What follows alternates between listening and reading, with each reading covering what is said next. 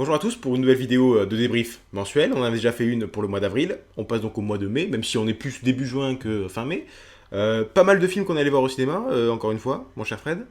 Oui, un bon nombre de films. Au final, on s'attendait pas à voir autant. Ouais, et puis surtout, je pense qu'il y en avait certains qu'on devait peut-être faire, entre guillemets, une vidéo particulière rien que pour eux, mais finalement, X-Men Apocalypse, on s'est dit on va le mettre dans le débrief parce qu'on n'a pas forcément énormément de choses à dire dessus. Bah, du coup, il sera au programme de cette vidéo. Il y aura aussi The Nice Guy de Shane Shane Black, Warcraft de Duncan Jones, The Neon Demon, le dernier de, alors attention pour la prononciation, Nicolas Winding Refn, réalisateur danois, dont on saura à l'instant même, hein, on enregistre la vidéo à la sortie du cinéma. Et toi Fred, t'es allé aussi voir un film tout seul. Ouais, je suis allé voir un film d'horreur, on va dire d'épouvante. The Door. Et également 13 Hours de Michael Bay qu'on n'avait pas pu voir parce qu'il n'était pas projeté dans le cinéma qu'on avait chez nous. Et bah, du coup, voilà, on a réussi à le trouver. Et du coup, on a pu enfin voir ce nouveau chef-d'œuvre de Michael Bay. Voilà. Ouais, s'il te plaît, pour moi c'est de sarcasme. Bah, on verra, on verra. Donc bah, on va commencer donc, par le premier film qu'on a vu ce mois-ci, The Nice Guys de Shane Black. Avec au casting Russell Crowe et Ryan Gosling. Ryan Gosling. Comédie policière. Film à mourir de rire. On a vraiment rigolé du début jusqu'à la fin. On était venus pour ça. On est ressortis. On était content d'avoir payé notre place. Hein. C'est Shane Black. Moi, c'est pas un réalisateur. C'est plus un scénariste que j'apprécie énormément, qui écrit très très bien ses dialogues. Et encore une fois, bah, il tape dans le mille. Avec un Ryan Gosling qui est d'ailleurs très très drôle. Vraiment, en tant que comédien comique, il est vraiment très très très bon, même s'il est aussi bon quand il fait des trucs un peu plus dramatiques avec The Place Beyond the Pine ou Drive. Mais vraiment, dans les comédies, il se débrouille très très bien. Et je pense que pour le futur, on risque, à mon avis, de le voir plus souvent dans ce genre de film parce que vraiment, ça lui réussit vraiment très bien. Exactement. Et il porte vraiment ce film. Déjà, le film de base est très bien écrit. Mais avec l'interprétation de Ryan Gosling, il amène encore plus haut ce film. Ouais, ouais. Alors, le petit reproche qu'on peut faire à ce film, enfin, c'est moi qui vais le faire parce que c'est moi qui ai vu le film précédent de Shane Black, qui était Kiss Kiss Bang Bang, qui est un film qu'il a fait, c'est sa première réalisation, il me semble, avec Robert Downey Jr. et Val Kilmer. Et, alors toi, Fred, tu l'as pas vu, donc t'as pas forcément ressenti le truc, mais vraiment, ces deux films, c'est la même chose. C'est-à-dire que The Nice Guys, c'est Kiss Kiss Bang Bang transposé dans les années 70, donc l'époque où se déroule le film The Nice Guys. Mais c'est vraiment le même truc, c'est-à-dire c'est un buddy movie policier très comique. Et bon, les deux sont très bons, hein, mais le petit reproche qu'on peut faire, c'est que vraiment, ils se renouvellent pas vraiment, parce que c'est vraiment ces deux films qui sont vraiment ultra proches, et c'est un petit reproche qu'on peut faire à ce film. Mais bon, les deux films sont drôles, moi, c'est pas forcément quelque chose que je vais reprocher à Shane Black. Voilà, si il avait des vannes en plus pour Kiss Kiss Bang Bang qu'il avait pas réussi à caser, et qu'il a fait un second film qui est tout aussi drôle avec The Nice Guys, pour justement pouvoir se défouler et les mettre à l'écran, ben moi je dis banco, hein, parce que si ça donne des films comme ça qui sont aussi bons, pourquoi pas. Après, ça va qu'il n'a pas sorti Kiss Kiss Bang Bang il y a 3 mois. Quoi. Oui, voilà aussi, c'est un film de 2007, il me semble. Donc ça date un petit peu, donc voilà, c'est clair et net on a le temps d'avoir oublié l'autre film. Nos notes donc pour Nice Guys, je te laisse la parole. Ben moi c'est un 6 sur 10, voilà. Bon, aussi, ce sera un très bon 6 sur 10. C'est quand même une très bonne note pour une comédie. La sortie ciné qui suivait, c'était X-Men Apocalypse de Bryan Singer. Et n'étant pas fan des X-Men, déjà je partais avec pas des a priori, mais bon, j'étais sûr de pas passer une très bonne séance. J'avais cependant bien aimé X-Men le commencement. C'était un des X-Men que j'apprécie. Je trouve qu'il était bien fait, bien scénarisé. Enfin, on va pas y revenir, c'était un bon X-Men pour moi. Et là, le drame. Ouais, ouais, alors moi je suis un petit peu comme toi aussi, je suis pas forcément un énorme fan de la saga X-Men dans son ensemble. Moi je trouvais les deux premiers, d'ailleurs faits par Bryan Singer, qui étaient très sympas. Le troisième était un Brett Ratner, quoi. Et les trucs sur Wolverine, on va pas revenir. Moi je sais que tu les aimes bien. Moi j'aime bien le premier Wolverine. Oh là là, et moi ça me fait mal à chaque fois que tu me le dis quand même, parce que le premier Wolverine il est horrible. Hein. Après je l'aime bien, ça se regarde, c'est pas un chef-d'œuvre, mais bon, je m'en fais pas chier dessus. Voilà, bah dis donc. Très bien. Bon voilà, nos avis divergent. Et après en fait avec le reboot effectivement de X-Men, le commencement, que moi je n'avais pas trouvé forcément ouf, que j'ai trouvé sympa. En fait depuis le X-Men de commencement et même X-Men Day of Future Past, j'ai pour la saga X-Men, en fait ces deux films étaient, je trouvais, sympas mais assez moyens. Alors qu'ils étaient plutôt bien critiqués quand même à leur sortie, même très bien. Et là X-Men Apocalypse a été beaucoup moins bien critiqué. Donc logiquement, en tant que personnes qui ne sont pas forcément fans de l'univers X-Men, fait des films X-Men en tout cas, sachant que c'était sans doute le film le moins apprécié des critiques, bah, on allait devant forcément un film qu'on n'avait pas forcément apprécié, puisqu'il devait quand même être en raccord avec ceux qu'il y avait précédemment, et ça a été le cas. Hein. Et c'est le cas, oui. Cette peut appeler cette nouvelle trilogie des X-Men va en se dégradant. Le premier était bien pour moi, le deuxième était carrément moins bien, et celui-là c'est vraiment une catastrophe. Moi, je peux dire que j'ai vraiment apprécié le méchant parce que j'aime beaucoup Oscar Isaac notamment, et encore une fois, il est impeccable. Mais c'est pas forcément très bien écrit, les ficelles sont grosses. C'est très téléphoné. Voilà, exactement. En fait, c'est un film de super-héros qui n'apporte rien au genre. Comme le font d'ailleurs beaucoup de films de super-héros, on va pas se mentir. Mais celui-là fait partie de la masse et c'est un film qu'on aura oublié le mois prochain. Voilà, c'est pas un film qui va rester dans les mémoires. Clairement, voilà, il y a des problèmes d'écriture. Il y a un caméo inutile de Hugh Jackman, voilà, on peut le dire. Enfin, il y a des trucs. Franchement, il y a pas grand-chose qui ressort. Le seul truc avec le méchant que je peux ressortir, moi, c'est peut-être l'interprétation de Ty Sheridan, qui, à mon avis, est un des jeunes acteurs les plus talentueux qu'il y a à Hollywood. On se plaint souvent du jeu des enfants acteurs qui est vraiment pas très juste. Et lui, on l'a vu par exemple dans Mud de Jeff Nichols, qui était vraiment très très bien et où il était très très bon. Et encore une fois, il joue un jeune Scott Summers et il est très bon dans son rôle. Voilà, il y a quelques trucs sympathiques à ressortir du film, mais globalement, c'est quand même une déception. Donc on va pas s'éterniser sur cette bouse. Je vais te laisser donner sa note. Oui, alors moi je suis quand même moins agressif que toi sur le truc. Moi j'ai mis un 3 sur 10 parce que c'est quand même une vraie déception, c'est quand même un peu fait chier. Mais il y a quand même des trucs qui n'étaient pas à jeter dans le film. Pas beaucoup, mais il y en avait quelques-uns. Toi, t'as vraiment... Vraiment, toi, tu saccages le film, j'ai l'impression. Ben moi j'ai encore plus de trucs à jeter, donc ce sera un 2 sur 10. Autre blockbuster du mois, Warcraft. On tient à préciser avant de vous parler de ce film qu'on ne connaît pas du tout l'univers Warcraft. J'ai personnellement juste fait quelques parties sur Hearthstone. Mon aventure Warcraft s'arrêtera là. Toi, tu connais rien du tout. Ah, moi, rien du tout, ouais. Complètement néophyte sur le truc. Donc, on s'est dit, ce film va être bourré de clins d'œil. Ça va pas forcément être un bon film pour nous, justement parce qu'il sera vraiment ciblé pour les gamers. Et du coup, on risque de passer un mauvais moment. Est-ce que ça a été le cas ? Non.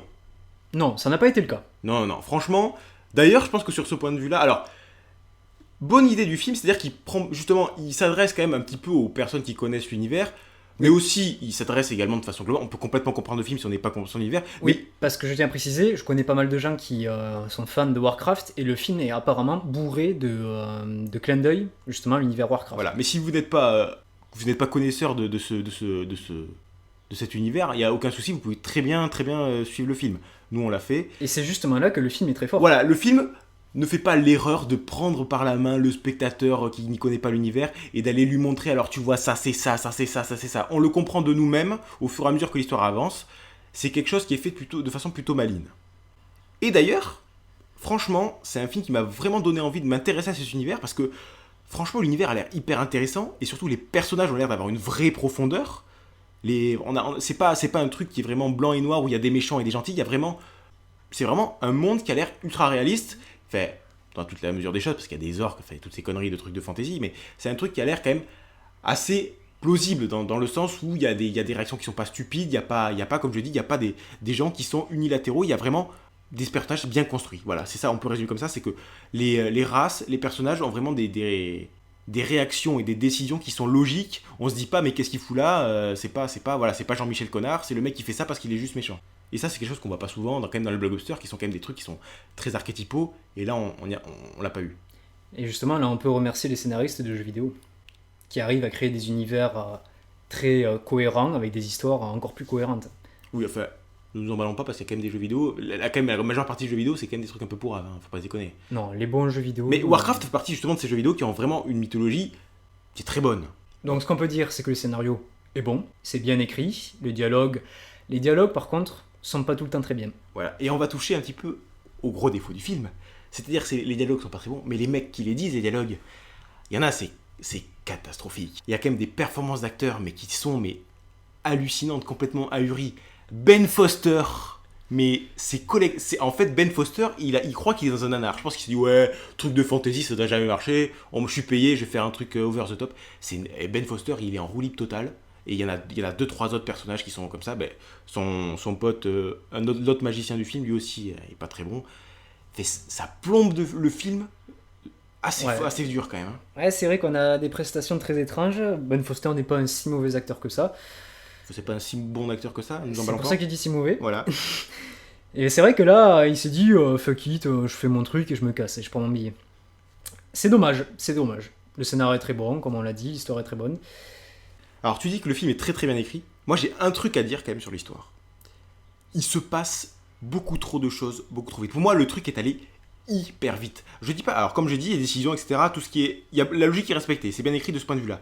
Moi je dis juste qu'au niveau du rythme, soit il y a eu des coupes monstrueuses, soit au niveau du rythme, c'est tellement effréné que ça en devient assez perturbant. Alors on accuse souvent les films là qui veulent faire genre le Hobbit, qui dilue complètement sa narration pour en faire un truc qui est ultra long pour ce que c'est.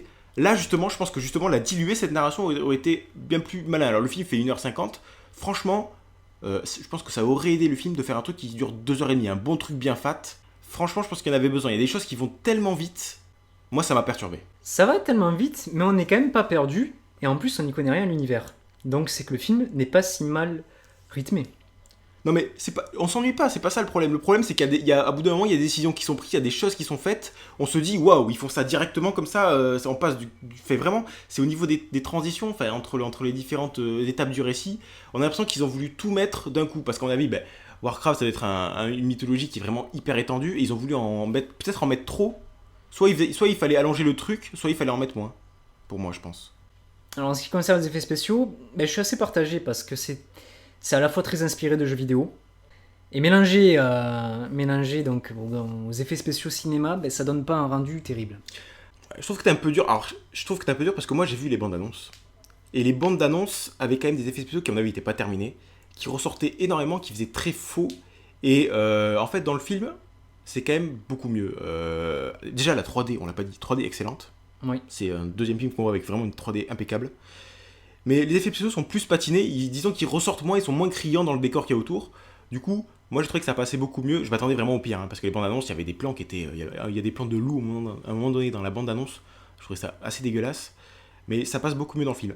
Après, il y a des trucs, effectivement, qui sont un petit peu moins. En même temps, le film, il y a 90% du film qui est en CGI quand même. Ah oui. Bon, en même temps, c'est obligé, c'est Warcraft. C'est obligé. Voilà, il y a des gens qui se plaignent, oui, c'est tout CGI. Comment tu veux faire une adaptation au cinéma de Warcraft sans mettre à blinde de CGI parce que c'est un univers de fantasy complètement... voilà, c'est impossible de faire ça en effet réel, quoi. Et juste, moi, je voudrais dire, pour conclure, peut-être, la réalisation de Duncan Jones, moi, je suis content que ce soit Duncan Jones qui ait fait ce film parce qu'on voit que c'est pas un yes man qui a une réalisation hyper aseptisée. Duncan Jones, il tente des trucs, il fait quand même des trucs qui sont sympas, qui ont pas l'air sympas, qui sont sympas avec une caméra qui est vachement volante, qui bouge beaucoup. Et franchement, c'est une réalisation qui a une personnalité, et rien que ça, c'est quelque chose qu'on voit plus beaucoup dans les blockbusters, donc je suis vraiment très content. Donc ce Warcraft est certainement le premier film d'une trilogie, ou en tout cas d'une suite de films. On a envie d'aller voir les suites, s'il y en a. C'était une très bonne expérience, donc je te laisse donner la note. Ouais, alors franchement, c'est la meilleure adaptation qu'on a vue en live de jeux vidéo. En même temps, c'est pas très compliqué, vu les bouses que c'est, intersidéral. Mais malheureusement, moi, il y a quand même beaucoup de défauts qui plombent. Mais franchement, malgré que le film m'ait laissé vraiment sur ma faim sur beaucoup de points, comme tu dis, j'ai envie de voir la suite. Et c'est un univers qui m'intéresse maintenant. Moi, j'ai mis 4 sur 10, mais c'est presque un 4 sur 10 avec les encouragements parce que ça m'a vraiment donné envie de voir la suite. Et si vraiment ils arrivent à régler les petits défauts, et pas les petits défauts, les gros défauts qu'il y a, ça peut faire un truc vraiment super bien. Ouais, je suis totalement du même avis, et moi je mettrais un 5 sur 10 pour les encourager. On passe maintenant à la sortie ciné la plus importante de ce début de juin. The Neon Demon de Nicolas Winding Refn. Alors, réalisateur danois, réalisateur du plus connu Drive, qui un petit peu l'a fait exploser à Hollywood. Only God Forgives. Only God Forgive après, oui. Également, réalisateur après qui était danois à l'origine, donc qui a fait aussi Les Pushers, qui a fait Valhalla Rising, et qui a fait aussi Bronson. Franchement, un réalisateur que j'apprécie, même si j'ai du mal avec certains de ses films. Parce que moi j'ai l'impression que des fois il part dans des délires arty qui vont over the top, qui vont beaucoup trop loin, et du coup il y a une fine ligne entre un film lent et un film ennuyant. Et dans sa filmographie, il y a des films qui font le bon trajet, qui vont dans le film lent mais qui est passionnant et qui arrive à faire un truc très très bon. Moi j'adore Drive. Et il y en a qui vont de l'autre côté de la ligne. Valhalla Rising, malgré que ce soit magnifique, franchement c'est très ennuyeux. Bronson, moi j'ai eu beaucoup de mal. Voilà, Les Pushers étaient excellents par contre. Only God Forgives. Only God Forgive, je suis quand même plus dans le côté ennuyant moi aussi. Même si toi je sais que t'as aimé. Donc voilà, The Neon Demon, j'attendais ça, mais je me disais que ça allait encore une fois se jouer entre les deux sentiments, et j'attendais de voir lequel des deux allait gagner. Et le problème, c'est que depuis Drive, cette limite entre l'ennui et le film lent est de plus en plus franchie du côté de l'ennui. Et The Neon Demon ne déroge pas à la règle.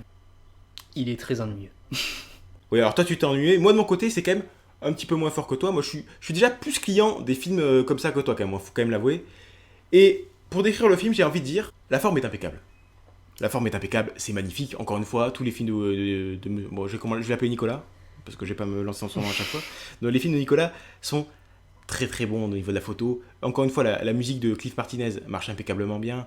Il y a des jeux de lumière qui sont magnifiques. Enfin, c'est une claque esthétique, comme tous ces films. Il est très beau, même si des fois je trouve qu'il se branle un peu trop sur la caméra. Ah bah, alors ça, c'est pas faux. Oui, c'est pas la forme, ça. Moi, ça, c'est vraiment c'est le fond, effectivement, où il y aura un problème. Dans la forme aussi, la relation en elle-même est très très bonne. Encore une fois, c'est assez inspiré. On sent qu'il a un vrai style avec ses plans qui bougent très peu. Cette caméra qui est presque mécanique, qui se déplace de façon ultra robotique. Et effectivement, dans le fond, c'est là qu'il y a plus de soucis déjà. Oui, le fond n'est clairement pas à la hauteur de la forme, et le scénario, notamment, pour moi, est très... Alors, le scénario de base est bon. Intéressant. Et intéressant, oui, mais il est très mal exploité. Surtout sur la seconde partie du film. La première partie du film est plutôt bien. On va dire que la première heure du film est sympa. Mais la deuxième heure, pour moi, est une horreur. Alors moi de mon côté, je serais quand même un peu moins violent. J'ai quand même vraiment apprécié le film, même dans la seconde partie. Moi, il y a un truc que j'ai vraiment... Le seul reproche que j'ai à faire au niveau de l'écriture, c'est la fin. Le film qui arrive pas à conclure. Le film qui, quand même, arrive pas à conclure. Il y a un énorme build-up. On arrive à la fin de celui-ci. Et le film continue. Et c'est hyper frustrant. Je pense que c'est voulu. Je pense qu'il veut frustrer le spectateur vis-à-vis de cette fin. Mais enfin, moi, j'aime pas être frustré. Donc moi, c'est pour ça que j'aime pas forcément la fin. Et comme tu le dis, effectivement, il y a des passages très abstraits qui ont quand même une sensation un petit peu de prétention. En même temps, j'ai envie de dire que ça va de pair avec les films de Nicolas, un petit peu la prétention, parce qu'on sent que c'est quelqu'un qui se prend vraiment pour un artiste, qui en est un d'ailleurs, mais on sent qu'il le dit bien et qu'il le montre bien. Et des fois, je trouve que c'est un peu trop, et il y a une scène notamment dans ce film qui est très longue, trop longue à mon avis, dans ce style. Et effectivement, là, tu dis, c'est bon, on a compris, passe à autre chose. Enchaîne plus vite tes trucs. Bon voilà. Et après il y a aussi j'avais trouvé ça aussi dans League of Fordive, au niveau des métaphores qui sont d'une lourdeur. Voilà, dans League of Fordive, j'ai jamais vu un complexe d'Oedipe aussi éclaté, fait balancer à la gueule du spectateur. Et là, encore une fois, là, la métaphore du vampire, encore une fois, ils nous en mis plusieurs couches, alors qu'une seule aurait suffi, je pense. Et en ce qui concerne les dialogues, alors on a toujours des dialogues assez particuliers avec les films de Nicolas. Exactement, notre ami. Parce que c'est souvent très lent, et sa volonté de faire de ces personnages des personnages peu bavards. Et là cette volonté est mal exploitée dans le sens où les dialogues sont cette fois-ci vraiment vides. Même s'il y avait peu de dialogues dans ces films précédents, ils avaient un certain impact. Là, ils n'ont pas d'impact. Ils ont même quasiment aucun intérêt. Et pour moi, les dialogues sont vraiment pas bons là. Alors moi, je dirais pas qu'ils sont vides, moi je dirais que surtout, c'est leur enchaînement. Il y a une espèce de longueur dans les enchaînements des répliques qui est en raccord avec le rythme, mais qui à certains moments, l'enchaînement est tellement lent qu'on se dit allez, vas-y, il faut que tu le sortes ta réplique. On a l'impression que ça rallonge des scènes. Voilà, alors ça participe au rythme, comme je dis, très lancinant du film, mais voilà, je trouve qu'en fait, il a voulu encore une fois aller un petit peu trop loin dans sa dilution de la narration. J'aime bien ce terme dans cette vidéo, ça fait 2 fois que je l'utilise. Mais enfin voilà, il a voulu trop l'utiliser, et à certains moments c'est too much, et il y a certains moments donc du coup où cette ligne dont je parlais au début, lenteur, ennui, cette ligne elle franchit et elle va vers l'ennui. Je suis quand même pendant une bonne partie du film, je suis quand même plutôt dans le truc positif, c'est-à-dire que le film est lent mais il m'intéresse. Mais effectivement il y a certains passages où je commence un petit peu à rendre les armes. Et la fin, surtout, comme je dis, la fin qui est très frustrante et qui vraiment, moi, j'ai pas aimé. Moi, je trouve qu'il a pas réussi à conclure son film. Et pour moi, le gros problème de cette fin vient surtout du fait que Nicolas renonce à tout ce qu'il a mis en place au niveau du personnage principal depuis le début. Là où le personnage principal devient intéressant à exploiter, il nous coupe l'herbe sous le pied et ça donne une fin qui est complètement frustrante. Ouais, voilà, je pense que c'est... Ouais, voilà. Mais je pense que c'est complètement une volonté de sa part. Mais, voilà, après... C'est une volonté qui est mauvaise. C'est un mauvais choix de volonté. Ok, bon, passons pour les notes, du coup. Fred ? Si, j'aurais quand même un truc à dire avant de passer aux notes. Vas-y. S'il y a un point positif à ce film, c'est Keanu Reeves. Ah oui, effectivement, qui, comme d'habitude, est Keanu Reeves, quoi. On l'adore ce type. On adore cet acteur, et là... À bout d'un moment, il y a une scène avec un briquet, mais ça rentre de suite dans la mythologie Keanu Reeves. Voilà, il joue... En fait, on dirait que Keanu Reeves installe un personnage depuis ses derniers films, en fait. On dirait qu'il installe un personnage qui l'amène de film en film, sans jamais le changer. Voilà, c'est ça. Oh, il y a 2-3 variations dans les fringues, mais sinon, c'est le même truc, ouais. Sinon, c'est le même personnage, et on adore ça, et pour moi, à chaque fois qu'on l'a vu dans ce film, on était mort de rire. Ouais. Bon, alors, je te laisse donner ta note. Ben moi, je pense que je vais mettre une meilleure note que toi. Moi, c'est un 5 sur 10, parce que c'est un film qui a d'énormes qualités, notamment plastiques, qui effectivement se perd à certains moments, notamment vers la fin. Mais voilà, c'est pas un film que j'ai envie de détester, parce que c'est tellement au-dessus, sur tellement de points, par rapport à ce qu'on voit actuellement au cinéma, que je vais pas l'enfoncer en mettant une mauvaise note, même si j'attendais à mieux de la part de notre ami Nicolas. Et pour moi, c'est assez différent. À part la photo, il n'y a pas grand-chose à sauver de ce film, et c'est pour ça que je mettrai un 3 sur 10. Et c'est fort dommage, parce que Nicolas était un très bon réalisateur, comme on a pu le voir dans Drive.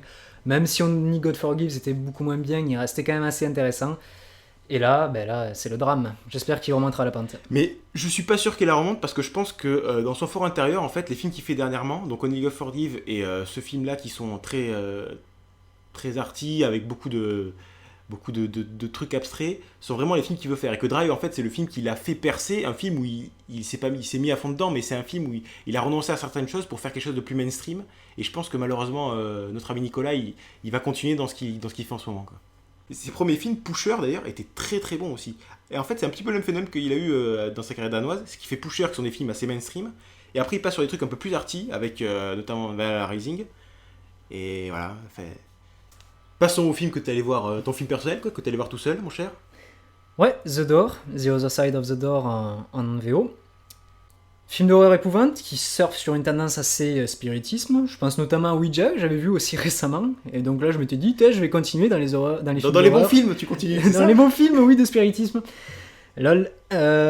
Du coup, The Door m'intéressait un petit peu dans le sens où c'était un petit peu différent des autres films, parce qu'il avait l'air d'avoir une photo assez particulière, venant du simple fait que l'histoire se passe en Inde. Alors c'est une famille américaine qui vit en Inde, donc on n'a pas que des acteurs indiens. Et ce film est... Bon, j'attendais pas beaucoup de ce film, et il n'y avait pas beaucoup à attendre de ce film. C'est pas un bon film. Le scénario est somme toute assez basique, comme tout film d'épouvante.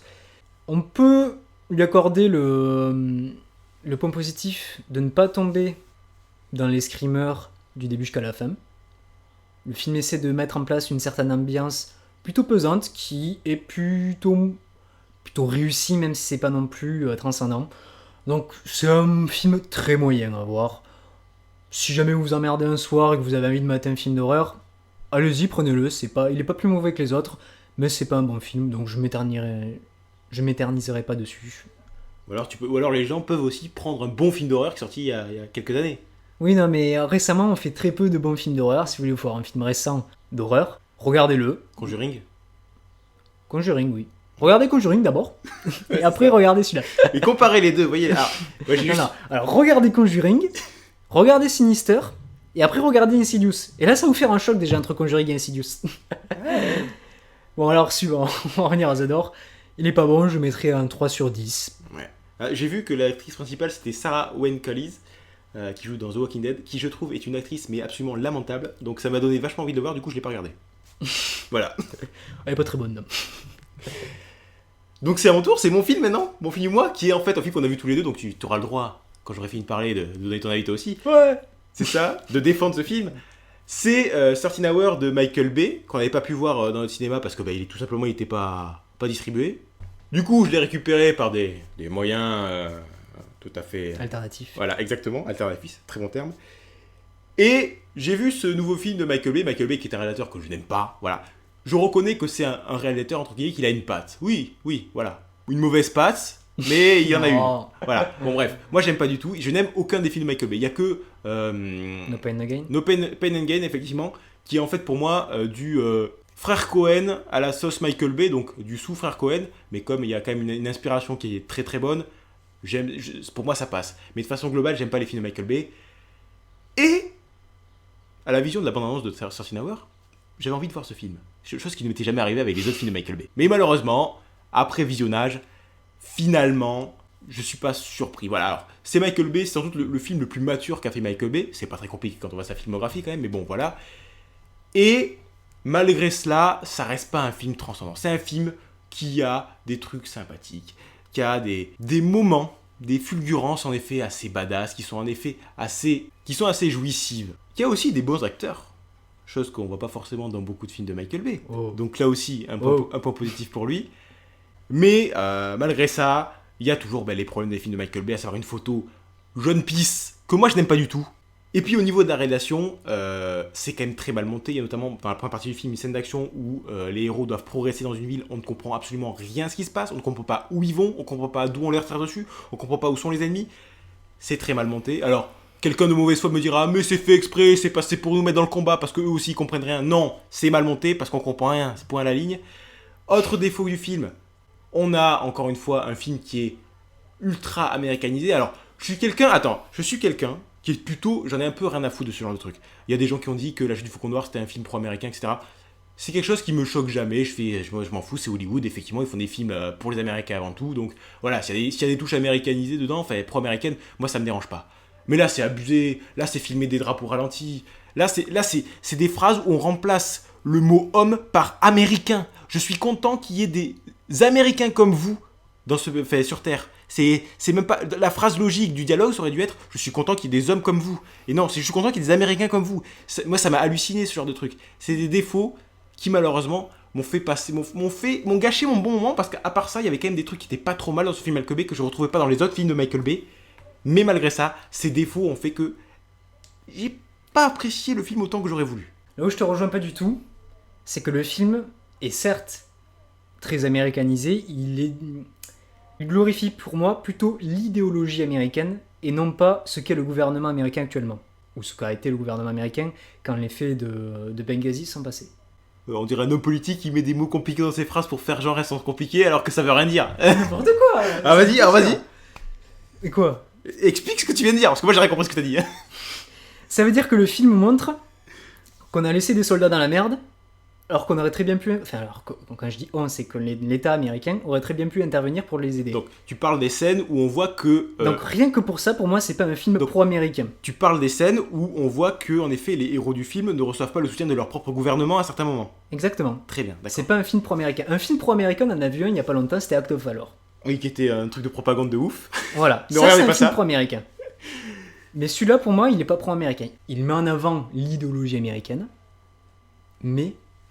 Non mais pas pro-américain. C'est un effet pervers pour moi parce que contrairement à Act of, c'est pas aussi abusé qu'Act of Valor, mais les problèmes qu'ils rencontrent effectivement quand ils cherchent le soutien de la part de leurs compatriotes, ils le reçoivent pas. Mais il y a un effet pervers parce que malgré cela, quand même, tu glorifies complètement les actions de ces hommes qui, pendant tout le long du film, t'es martelé. Ils sont américains, ils ont été formés à l'école américaine, c'est des bons Américains. Donc malgré le fait ces petites scènes comme tu dis où justement on montre qu'ils reçoivent pas le soutien qu'ils devraient avoir.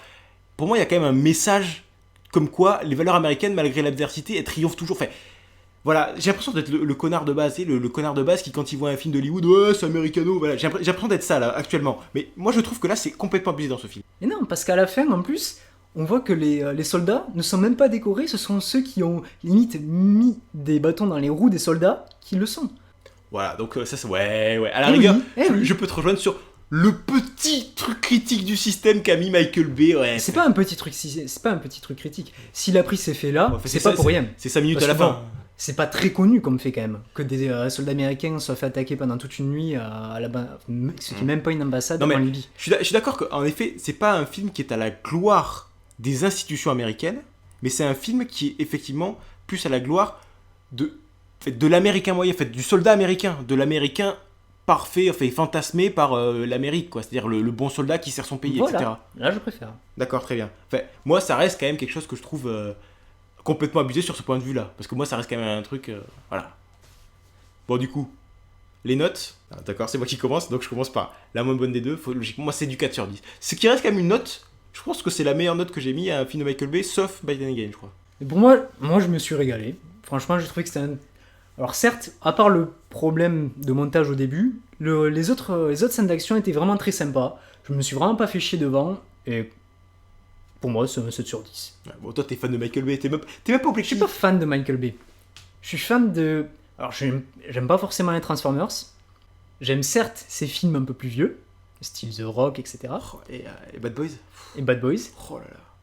Et j'adore No Pain No Gain, et j'aimerais que, franchement, que Michael Bay continue dans cette optique-là. Ces films un peu No Pain No Gain, 13 Hours, qui sont des excellents divertissements. J'ai l'impression que Michael Bay veut devenir un auteur. C'est-à-dire, après avoir fait du divertissement pendant des années, il se met à faire des films un peu plus politisés, entre guillemets, pour justement essayer de se donner une légitimité à Hollywood. J'ai l'impression que après avoir passé des années à n'avoir rien à foutre de ce qu'on disait sur lui, il commence un petit peu à être concerné par le fait qu'on dise que c'est pas un bon réalisateur.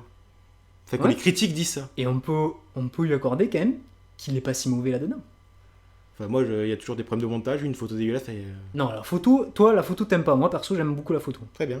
Bon, on va arrêter là parce que sinon le débat va durer Je pense que des le débat- années encore. Ça fait déjà des années qu'il dure le débat Oui, voilà, entre nous deux. sur Michael Bay. Exactement. Donc portez-vous bien et à très bientôt. Ciao.